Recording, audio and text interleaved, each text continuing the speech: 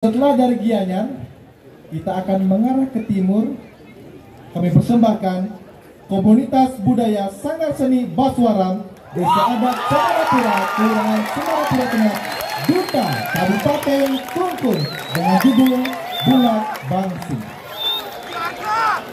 Menangkal misteri tak kasat mata, mengantar peradaban manusia agar tetap percaya adalah keniscayaan rasa yang mesti dikedepankan. Lalu bersimpuh di altar maya Stana Ide Ratu Nyoman, kemudian melahirkan Bulak Bangsing. Bulak Bangsing tidak semata berkutat pada perpaduan dua kata untuk ketemu makna. Sejatinya ia adalah inspirasi semesta atas radar anak manusia sebagai pemantik lahirnya vibrasi energi melodi yang terangkai dalam kemasan gending belaganjur berjudul Bulak Bangsing. Bulak berarti genangan mata air, dan bangsing selain berarti juntayan akar yang keluar dari ranting pohon, juga merujuk kepada kemuliaan, kesucian bagian dasaksara, bang dan sing.